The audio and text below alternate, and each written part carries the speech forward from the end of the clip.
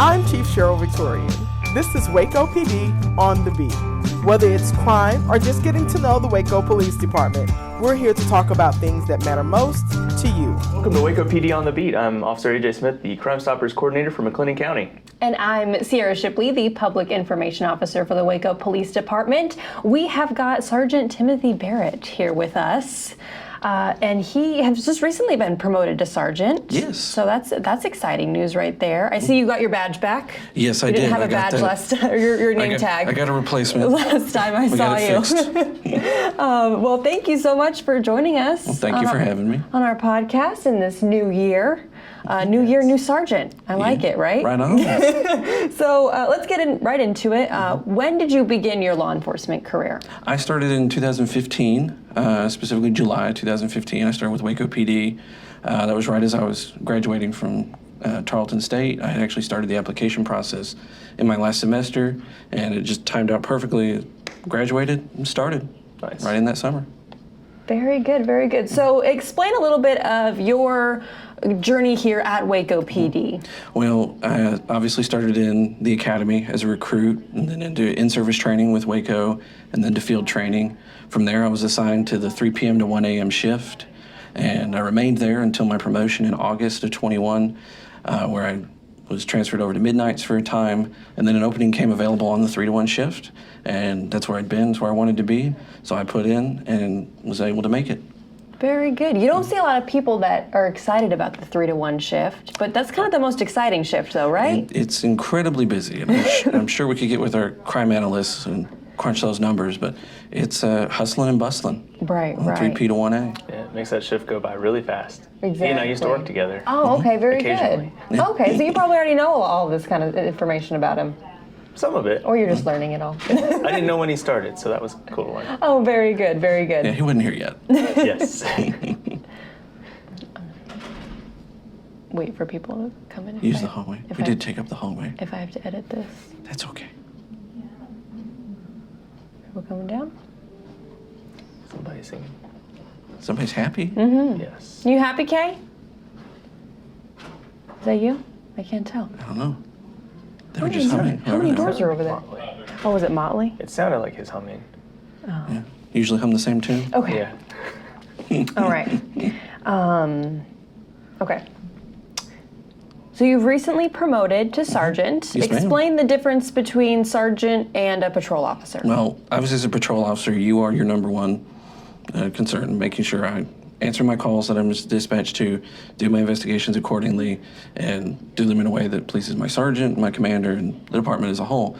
Once you make that shift over to sergeant, now you have anywhere from 5 to 7 different officers who are all under your supervision. So it kind of places you in a different perspective to view the tasks of all these people being done all at once, being that first line of review, trying to see if maybe something could be done better or something was done really well and needs encouragement, and making sure that you can get that type of performance all the time from those people. It's definitely a drastic shift in perspective. There's a lot of times where I feel like my guys call me and I tell them, well, Officer Barrett would have had one answer and it'd been really simple, but Sergeant Barrett has a few different things he's thinking about, and this suddenly got a little bit more complicated, but we're going to work together. Right. Mm-hmm. So just kind of stepping back, what is that process? Like, how did you transition? Because I know that you had to go through a testing process. Mm-hmm. I don't know how extensive it was because I haven't really even looked into that yet. But like, what did you have to do to become a sergeant? Very good question. Obviously, we're a civil service agency, so the sergeant promotion is posted along with the study materials for the test. It was 3 very large books, and we had the testing process to include those books as well as department general orders, and that's posted for a specific period of time. And if you're interested, you have to announce that you are interested. They'll provide you with the study materials, and you begin. And much like the initial civil service testing, which I'm sure Sergeant Nall talked about on his interview, we go in, we do the written, everybody's ranked accordingly. From there, we also have an assessment center where it's a day-long process where you're given different tasks to complete, and you're viewed by these assessors from other agencies of higher ranks to grade your performance and evaluate you on what you're doing on the fly, what you do in these scenarios that you're given. And from there, once all those scoring is adjusted from the written and the assessment center, you're placed on the sergeant list. And obviously, whoever goes first gets the first opportunity to promote, and it goes down the list as more and more opportunities arise.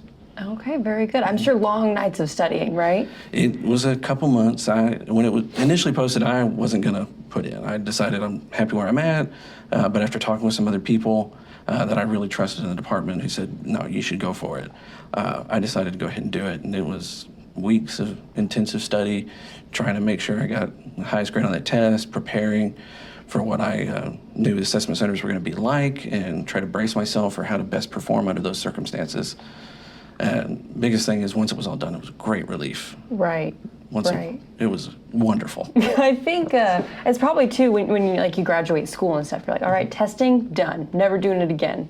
Just kidding. No, yeah, all over Not again. in this job. Boom, here's your new textbook, here's your new topic, here's what you're going to do. Yeah. Or if you got to give a presentation, here's your PowerPoint, make your lesson plan, do your thing. Well, it's that time of year again, and it's the time where we search for new recruits to join our police department team. The Waco Police Department's civil service test is scheduled for March 19th. This is a day where a written and physical test is complete that you have to pass to start the process in becoming a Waco police officer. Before the civil service test is taken, you must complete an online application that you can find on our website, wacopolice.com. The deadline to complete that application is March 1st. And for any questions, you can call our personnel unit at 254-750-7510. All over again. Wow, goodness. So how has it been in your role as sergeant? Are you having a good time? Is it what you I think expected? I'm having a good time. At least that's how I feel about it. It's a new challenge, new chance for growth, and to learn more. A lot of opportunities I wouldn't have had if I had just remained where I was, to challenge myself and get better at what I'm doing. Right, right. So as a sergeant, people see the patrol officers out on the street all the time. So do sergeants go out as well? Yes, whenever we can, try and get out there, work alongside your officers. Obviously, there's a lot of other stuff that you can't do on the street that you got to do at your desk and review reports and whatnot. But I personally feel like as soon as I can get all that taken care of, I want to get out there with my guys on whatever calls, even if I'm not specifically dispatched, so I can continue to work with them, see what they're doing, and be there and let them know, like, I'm always there for them if they need me, not just they got to call me to come out. And it keeps me moving, keeps me motivated, keeps me thinking on my fly, on the feet, on the fly. On the fly and on your feet. On the fly and on my Always. feet. One of those two. On the toes, whatever the saying is. Yeah, So that's how he lost his name tag the other day. Yeah. He and I were running through the mall, and something dropped, and I thought it was my name tag, but Yeah, he said, oh, it's my name tag. I'm like, okay, cool, we'll get it later. Yeah, great. Then we're done. I'm like, I don't know who I am anymore. You don't know who you are without the name tag. You always need the name tag. No, that's good. So why did you want to become a police officer? What was the draw to that? In short, I'd say intentional community building. The long answer is, I'm from Waco. It's where I was born. It's where I've grown up. I'm never not going to be from Waco. And where you are is where you are. And you can either be a part of the community or not be a part of the community. And someone once told me in very colorful language, if you're nothing where you are, you'll be nothing wherever you go. So you might as well build up yourself where you are. And that was my goal is, well, this is my community. This is where I want to be. What can I do to best help the community at large and be a place where I would want people to raise their families, where I would want to raise my family, and what do I feel I have the skills or the aptitudes to do? And after kind of a long, intensive, self-examination, police officer is where I landed, and I wanted to stay here where I've grown up and where I continue to serve. That's awesome. That's cool. Yeah, I feel like that is a big, important kind of want, like you said, to have within the department as far as our officers go, is you want to have that community building and relationship, and I think that is what we're really, even with our new chief, we're really trying to drive toward, let the community know. That personal feeling of investment. Like I said, I'm never not going to be a Wacoan, so I might as well be the best Wacoan I can be. Right. Is it Wacoan or Wacoan? Yes, Those 10 different people. Right. You'll probably get a few different answers. Those sounded exactly the same to me. Really? Yeah. How do you pronounce the street that starts with a B? that's got like Target on it? Because that's a Waco one that always throws me off. Bagby? No, Target's on it. BOSQE. Oh, Bosky. Yes, it's not Bosky. right. It's Bosk. Thank you. I also think it's Yeah. Bosk. So you can tell who the Wacoan is and who the weird outsiders are. Yeah, exactly. It means woods. Oh, okay, there we go. All right, well now learn something new every day, right? Yeah. It's right there off all the lakes, Lake Loch Lomond, Lake Killarney. Yeah. Then you start Lake noticing Eyre. different themes. Yeah, and Lake Eyre, all the different kind of themed neighborhoods. All right. Like if you go into Woodway, you notice one side of estates is all trees and the other side is all birds. Okay, yeah. I've never noticed that I before. hadn't noticed that. I knew about the tree pay ones, but I attention. didn't know the birds. Okay. You're full Whippoorwill, of cardinal, knowledge. lark. See all the things you know once you become a police officer. Cool. Oh, Right? oh, you start learning. Or just being a Wacoan. Or- Wacoan? It's a unique experience. One of the two. So what would you say is we know you love Waco, but what's your favorite part about working as a police officer? You want to help solve crime in your neighborhood? Well, the Neighborhood Camera Initiative is something you might want to sign up for. Ring doorbells, Nest cameras, and all the other camera security systems installed on homes and businesses that are facing public areas are tools that could help our officers solve very important crimes. By signing up your camera or cameras in the Neighborhood Camera Initiative, it allows our officers knowledge to where these cameras are, and if a crime had happened, it could have possibly saw the incident in question. You can sign up your camera on the City of Waco website at wacopolice.com. I'd say, in thinking about that question, the one answer I came back to is probably the one that I found most surprising. Teaching. I've had the opportunity to become a basic instructor, a firearms instructor, and taser instructor. And when I was, going and deciding to be a police officer, I never thought about the teaching aspect of it.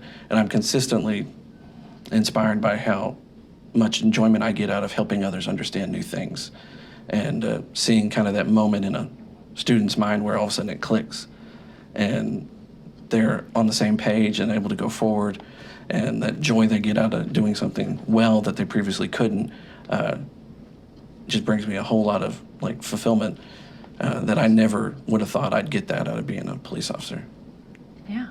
That's probably something that you have a lot of opportunities to do now as a sergeant too, because I feel like when I was new, my sergeant taught us a lot, and it sounds like your squad's pretty new, so you're probably getting to teach it. Everything's a 40 learning hours a week. opportunity. Everything. That's right. Yeah, I was thinking, I was like, well, it's a good thing you like teaching because you're a sergeant. You're probably teaching a lot every day. Oh, so. yes. So that's awesome, and I liked that answer. I don't think we've gotten that answer yet when we ask our officers to come on. Because of course, we hear the, we love the community, we love helping people. So that's a good answer. I like that. It's what surprised me the most, and just stuck out in my mind is I never wanted that, never wanted to teach, and now I find myself in that role, and I'm really enjoying it.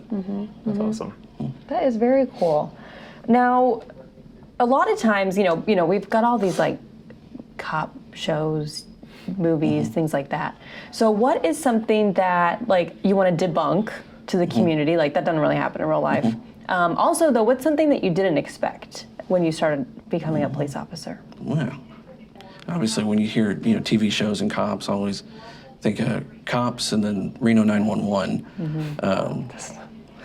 The best. Reno of the 911 best. wasn't my first, but that's a good one. That's where I always come back to is you think it's that kind of upbeat and fast-paced all the time. Obviously, good television is not boring, and it does not show lengthy periods of holding a perimeter or staying where you are or working a information exchange traffic crash. So the pace is never consistent, I would say. It's 0 to 60, back to 0, maybe 35. That's the number one thing I would say is the pace is never what you're going to expect. You always have to be ready to adapt on the fly. And that's something we try and equip our officers with, is trying to have the tools at their disposal to do whatever task is needed next, because we don't know what it will be. But no, definitely the pacing being never what you're going to anticipate. No, I mean, sometimes things do happen pretty fast, but other times that days, weeks, months, I mean. Yeah, other times, or you wind up getting injured and you're on light duty, and you got to work the phones or work an admin position. You know, He and I have experience in We've this. both had to do that. We've Okay. both had to be on light duty. His story was a little cooler than mine, though. Oh, no, it's not. But that's something you're never going to see on the outside because it's not like really going to be advertised as like glamorous or motivational. But it's a reality. Right. That's interesting. You know, some of these shows, they get into a shootout every episode, every day of work, and you never see them do any paperwork. Like, what's up with that? Yeah, you never see the admin side. You know, it's like the producers and the camera crew. They're doing the paperwork, right? Oh, yeah. I think that's Absolutely. that's how it works. Yeah. For TV land. We Right. need some of those here. TV land. Oh my goodness. I'm kind of interested in your light duty stories, but maybe we can hold Off those camera. off. That's a little less entertaining. But light duty, I mean, it's not always that bad, right? Not always. It's worse than it sounds, Yeah. especially when it's more than like a month. Right, or right, 6. right. But you probably get to learn a little bit more about other positions in the department, Yes, right? I had a great opportunity to work with Sergeant Brewer in the patrol office for a period of time while I couldn't perform the rest of my duties. And that was, like I said, everything's a learning experience, and that was a big one for me, getting the chance to do other tasks that I don't normally see, or sometimes when we don't see something being done, we assume it's not done. Right. And then getting to see all the work that's done behind the scenes is incredible to see all that goes into just making sure that we have what we need, what we can do, or just scheduling things appropriately. It's a hard row to hoe in and of itself. Right. I know we're getting like just a little bit off book here, but this is just me being curious and wanting to kind of touch on a certain point. Is it's kind of nice that when you guys are injured, it's not just okay, well, sit at home and recover and you come back when you come back. I mean, there's work to be done. Oh, yeah, we're all workhorses, I feel. Yeah. So it's really nice to know that you guys have an opportunity to, even if you are hurt, you get to still work and learn about the department in a different way. Yeah, there's always something that can be done, and even whatever your restrictions are, we'll find a way. Crime Stoppers is an organization which bridges the gap between law enforcement and the community, so together we can solve crimes in our neighborhoods. Crime Stoppers encourages the community to assist in the fight against crime by overcoming the 2 key elements which inhibit community involvement: fear and apathy. Crime Stoppers allow citizens to anonymously submit tips. Tips can get you up to a $2,000 reward if it leads to an arrest or solves a crime. Tips can be submitted by calling 254-753-HELP, which is 4357, visiting wacocrimestoppers.org, or downloading the P3 app. Remember, tip submission is always anonymous and can lead to a reward of up to $2,000. Yeah, and that's one thing that I think our department, I don't know if all departments are like that, but ours is incredibly supportive of us. Like, other aspects of being injured, not so much fun, but the support from within our building was great. Right. Because, I mean, definitely the injury, that's up there as a police officer. I mean, that is something that I don't think many people realize sometimes, is how dangerous the job can be and can get. Yeah. So I always, commend you guys for everything that you do. It blows my mind of the dedication that you all have for the community. So. What was the second part of that question you asked? Because I don't think we got off on that tangent. Oh, what you is being a police officer what you expected? That's what. Yeah. Oh. You want to go with that one? Yeah. Is being a police officer what you expected? I'd say that's a tough one. I really tried hard to come in with no expectations. I really wanted to come in with as little preconceived notion about working for the department as possible until I knew something was factual. So I definitely understood already, like, I'm giving up night times, I'm giving up weekends, my schedule is going to be what it is, so I'm just going to accept that going in. And then as I was going through the hiring process, talking with more officers who worked here, and slowly tried to tailor my expectations to what I knew things would be as opposed to what I wanted things to be. So in a way, I guess you could say it is what I expected, but only because I specifically tried to tailor my expectations. So I didn't find myself wanting the idea of something as opposed to the reality of something. Okay, all right, that's really good. Is that kind of advice if people were to come to you and ask, what's the department like? One person's perspective is real different than another officer's. So how do you explain to someone, what this department is like? Short answer, it's a lovely department to work for. Long answer is it's a very complicated story about how we get to that, because there's so many different things, and police work is so multifaceted that frequently if you ask me one day what it's like doing a certain thing, I'll have one answer. But if you ask me another day, I may have more information, or I may have just worked something similar and have, a different answer. But I would definitely tell people the reality is not always what you're going to expect. So you need to be ready to be surprised. We always say, as soon as you feel like you know what you're doing, something is going to come your way that makes you challenge that. And you're going to feel like you know nothing. But that's another opportunity, and you're going to learn something out of it. Until the next one comes along that surprises you, and you got to adapt and overcome. And from there, hopefully you have the tools to do so. But I'd say, in the end, I love it. It's wonderful for me. But I would definitely tell someone interested, you got to know that you want the reality and not your ideal. Are you attracted to what you think? Are you attracted to what you think a police officer is? Or are you attracted to what being a police officer actually is? And are you willing to go through? Right. Goodness. So what would you say is probably your favorite thing about working with your now, kind of patrol officers as a sergeant? I know we said training, but kind of like day-to-day stuff, I guess. Day-to-day? Like what's probably you always get excited to do?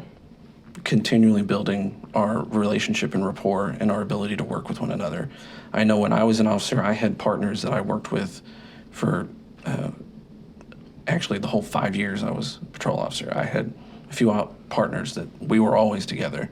We always worked things. We could communicate without saying a word. We'd show up on scene. I could tell by their body language or what we were doing or what we were told where this was going to go. And now as a supervisor, I supervise obviously different people than the ones I worked side by side with at that time. And we are rapidly getting to where we're all on the same page. We can work in concert, and seeing that level of teamwork where people can go into a totally unknown situation and establish what's going on, what needs to be done, who's going to do it, that level of we're all type A personalities doing what we're doing, but we're also able to trust one another and work in concert is a beautiful thing. Yeah. And that's probably my favorite part of the day-to-day. That's is very the cool. level of teamwork. Explain the importance of that teamwork. It seems like a silly question. Like, of course we have, we have to work together and work well together. But how important is that when you guys are on a scene and you have a radio to communicate through, a radio that sometimes isn't the best of communication, right? It's absolutely vital, and specifically on the radio, once you've worked with people for a while, you can tell by their tone of voice, their word choice, what's going on that scene, and you're listening to that, you're listening to where everybody else is located, so okay, that officer's in 2200 Block of Maple, and the other scene is on 2200 Trice. Well, maybe they know that if they need to talk to one another, they're going to be the closest and the first to respond to one another if somebody needs a hand. But no, it's vital, absolutely, because sometimes that level of teamwork communication is responsible for your safety and your ability to do what you need to do, whether the radio works or sometimes, like we were talking off camera about times where we've run into where the radio, it wasn't working. Yeah. And you just got to go off the information you were able to learn and adapt from there. Yeah. That's what I was just thinking of, is where we're talking about a couple places in town that try to keep the radio and nothing gets out. Oh, goodness. Yeah, it's nothing's 100%, but, nothing's 100% except your trust in your partners. There you go.